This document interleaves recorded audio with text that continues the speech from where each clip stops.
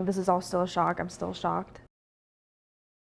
She confronted a worker for an ice processing center and then got shot. Now Emma Landis is recovering at home, and the suspected shooter is being held on suspicion of attempted murder.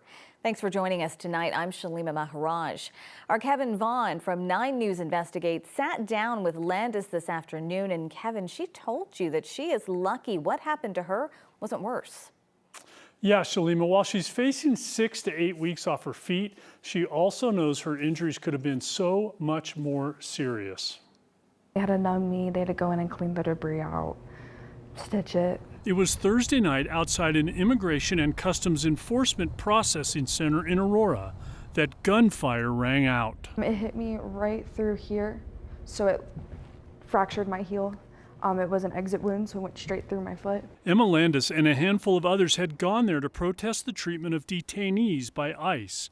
After the gathering broke up, Landis says she and a friend were walking away when they encountered workers and made their feelings known. Things that people have been saying, you know, calling them out, telling them what they're doing is wrong. According to Landis and Aurora police, she and her friend had moved on when one of those workers fired a single shot. My whole foot went numb and felt like it just got lit on fire. I couldn't walk, and then I started like hyperventilating and couldn't breathe. Aurora police identified the suspected shooter as Brandon Booth.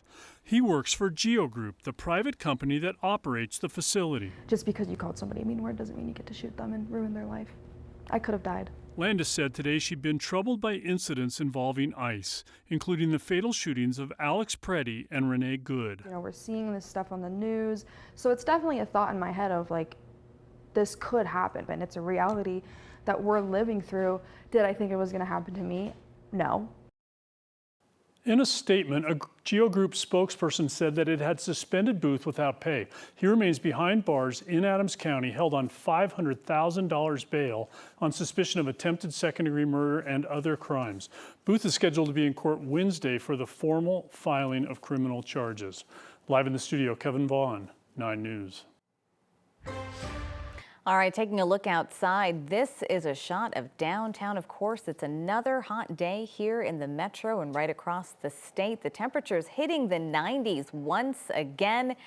And of course, the high heat doing some damage, though, to some area roadways. Take a look at that. The Arapahoe Sheriff's Office sharing these photos of southbound South Buckley Road buckling in the heat. Now, they say crews are working to repair that road. And our own Corey Reppenhagen joins us now. I mean, you see those images, you know how hot it feels outside, but really, I mean, if you needed any indication of just how bad it can be sometimes, there you have it. Yeah, I mean, the temperature on those roadways and the parking lots can get up there in that 120 to 125 range pretty easy. So yeah, that's pretty impressive. I mean, it was hotter than Satan's ghost pepper jelly out there across Colorado today. Look at these high temperatures reported across the state. 98 was the high temperature. That was in Lamar and Grand Junction, and the Northern Front Range Airport here at in Loveland, 98. 94 was the official high temperature at Denver International Airport.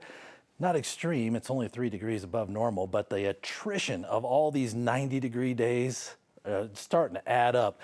Today was the 16th out of 18 days here in July, and that's a total of 27. We're on pace to hit average pretty easy. Right now, temperatures down 88 downtown, 82 DIA. Those monsoon showers put on a show today, but they're starting to tame themselves a little bit tonight. We have a weather impact alert tomorrow. Temperatures could hit the triple digits across our area. Same thing on Monday. I wouldn't call this a cool down, but that is relief. It's about normal for this time of July. I'll explain that coming up in the full forecast. All right, thanks so much for that, Corey. Well, heavy flooding continues to cause damage across the western part of our state.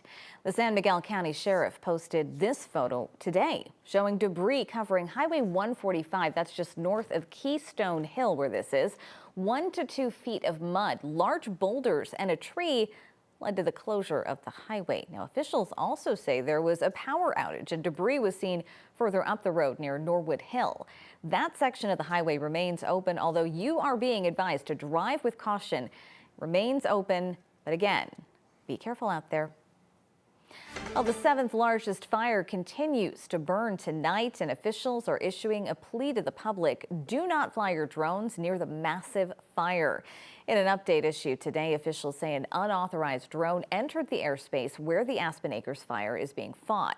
That led to aircrafts being temporarily grounded. Officials say flying a drone near a wildfire is not only dangerous, it's a federal offense. The fire has burned just over 100,000 acres. It is now 61% contained.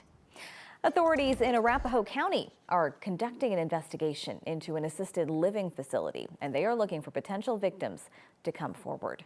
In a press release, the Arapahoe County Sheriff's Office said an investigation is underway involving All Saints Home Care.